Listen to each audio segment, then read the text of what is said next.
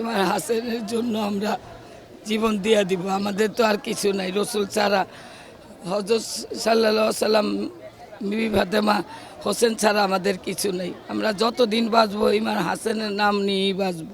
রোজে কিয়ামত পর্যন্ত আমার মাওলা হোসেন, আমার আকা হোসেনের এই 10ই মুহররমের জুলুস মিছিল থাকবেই। আজকে যদি সেভাবে যদি দ্বীন ইসলাম প্রচারিত হইতো, আজকে প্রত্যেকটা ঘরে ঘরে ছেলেরা অন্তত ভালো থাকতো।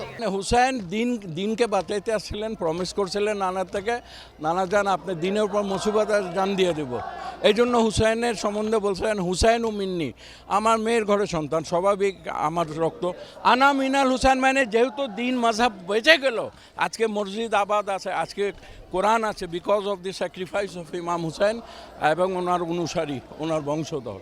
আসলে ইমাম হুসেন আলাইহিসসালাম লা ইলাহা ইল্লাল্লাহর মূল প্রতিষ্ঠাতা।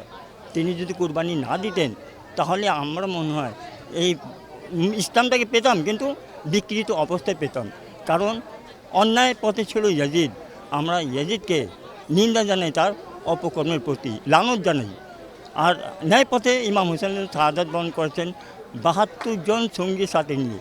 এই 72 জন শহীদদের স্মরণ করে আমরা বুক চাপড়াই, মাতম করি, এবং এইটার জন্য আমরা নিজেকে গর্ববোধ করি।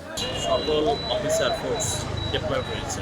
এখানে রয়েছে সোয়াট টিম, এখানে রয়েছে ডিবি, এখানে ডিভিশনাল পুলিশ রয়েছে, এছাড়াও আমাদের পিওমের ফোর্স এবং আমাদের রয়েছে সিভিলে ফোর্স রয়েছে, আমাদের এখানে বম ডিসপোজাল গাড়ি রয়েছে, সিআইডি টিম রয়েছে। অর্থাৎ নিরাপত্তার চাদরে পুরা ঢেকে রাখা হয়েছে। আমাদের কাছে মনে হয়েছে আমরা সুন্দরভাবে শেষ করতে